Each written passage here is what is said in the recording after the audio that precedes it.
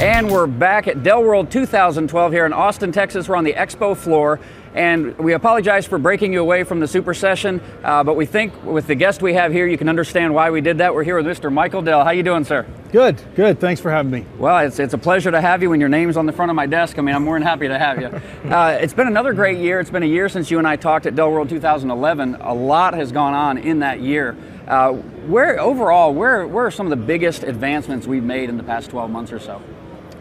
We have continued to build out our solutions portfolio, and we really organized Dell World around the major forces and themes that we see in the industry. So thinking about converged infrastructure, how do we help customers build the virtual and cloud environments that can help them gain agility in their data center and migrate to the cloud?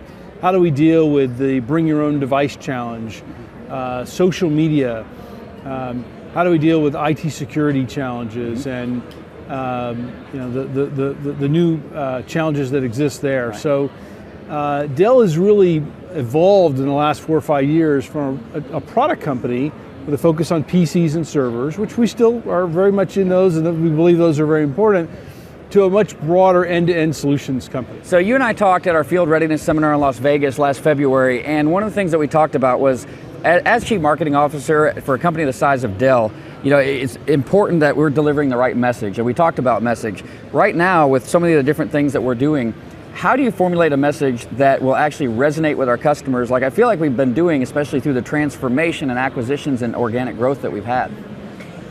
Well, first of all, it starts with having a message that aligns with your strategy. Okay. And aligns with where Dell is going and the vision that Michael has set out for the company. So once you have that, then you can say, okay, well, how is that strategy then going to help customers solve their pain points? So. And you and I talked last year about that, how we become an end-to-end solutions provider. We've talked a lot about that with our viewers around the world today. I think that the growth, you and I talked when we were in Las Vegas at a sales seminar for Dell about how a lot of it's been, through acquisitions, but there's been a lot of internal organic growth as well. And then really combining those two things to become more of a powerful solution provider to our customers has made such a difference. Where do you see us going over the next, 6 to 12 months? Not specific acquisitions, but as far as direction, continuing more of that, or where are we headed there? I think we have certainly a very strong portfolio today, and we'll make selected additions to that.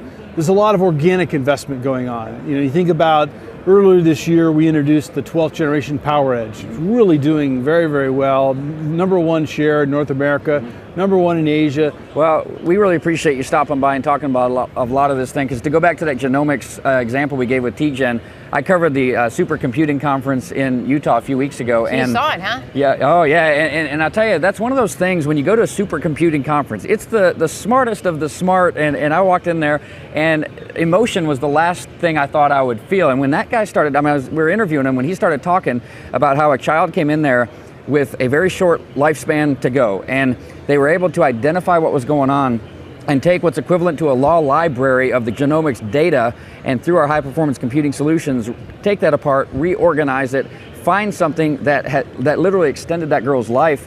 And he's just talking to me like it's his job, and he's passionate about it. And I'm sitting there, as with having kids, about to lose it at supercomputing. And but that's when I really kind of came to the realization that I'm really proud to be here at Dell and happy to be here. And I think the directions that we're going are the right directions, not just for us as a company, but for our customers, which is the end goal. I totally agree. Well, and it's exciting to work for a company. I know from your perspective, obviously it would be different than mine at your level, but to see us making a difference, it really gives more purpose behind what we're doing as a company. It's great to be a part of as somebody who works for the company to help spread that message. So that's been great. Whether it's dealing with pediatric cancers or landing the Mars rover, or producing a new feature film, or just helping a new business get started. Our solutions really do touch tens of millions of businesses, billions of users around the world.